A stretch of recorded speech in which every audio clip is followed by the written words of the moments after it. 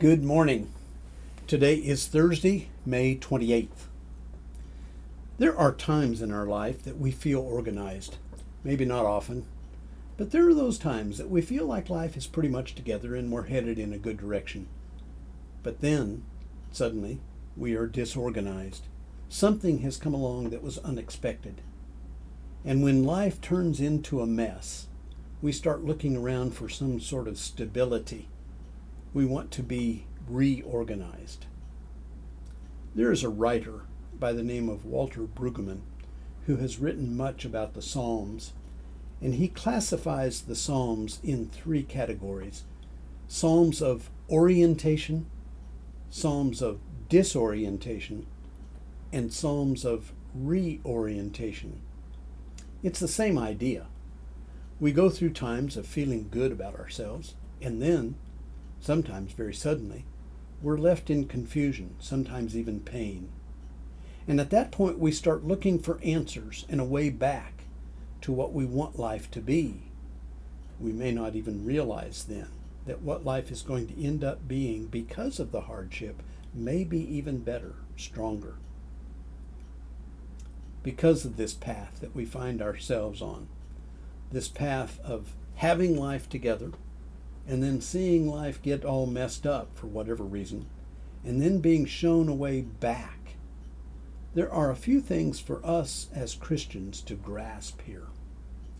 Point number one, the Scripture speaks to real life. It's not just sunshine and roses. It talks about real situations, real hardships, especially, I might say, in the Psalms. Real difficult times that people face. And the assurance of God's presence is always there. Point number two, it is not unexpected that we should have times of confusion and even of pain. We live in a world that is filled with confusion and pain. And as citizens of this world, maybe in the world but not of the world, we understand that we go through difficult times. Third point here is there's hope for us when we are broken, that God has a better path for us to take.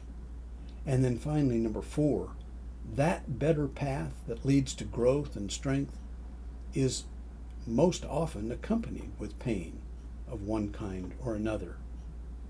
Just because life is hard, it does not mean that God is absent. Now, let me say this about this particular message. This is heavy stuff. This is pretty confusing sometimes. It's not a rainbow and roses look at life, but an honest confrontation with what is real. But isn't that great? God's not telling us to pretend that everything is all right when it isn't, or to ignore the hard parts of faith. He wants us to grasp life and to do it with the expectation that He is there no matter what goes on. The popular religion of our day is often just a message of how nice people are supposed to be nice to other people who are nice. But if anything negative comes along, that nice message doesn't have many answers. Neither does that kind of religion help other people who are already facing difficulty in their lives, people who are already hurting, looking for answers. That nice faith just seems empty, hollow. And when the world sees only a religion that is soft and nice, it thinks that Christianity doesn't apply to their lives, because their lives are already much more complicated than that. All of this may tell us why, in difficult times, the Christian faith is not damaged, but in fact grows in numbers and in strength because of those difficult times. The promise of God's presence to those who were being persecuted in the early centuries of Christianity was able to sustain those disciples through unbelievably difficult times, and it still works today. When we all come back together, and by the way, that's going to happen soon, I'm looking forward to both Bible classes and sermons that look at the power of faith to take on the great challenges before us. There are people who need to see God's promises in action. There are situations that may trouble some people's faith, but those situations may actually be strengthening opportunities. And there are challenges being issued to believers from an unbelieving world that will solidify us, inspire them, and even act as a demonstration of God's presence even today.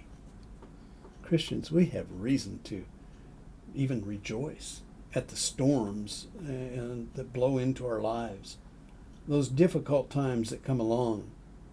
But just as Jesus gave assurance to the apostles as they were in that boat on a stormy sea of Galilee, he is still there, willingly surrounded by wind and waves, speaking to us and saying, "It is I, do not be afraid." God's message did not come to us through shallow promises and easy paths.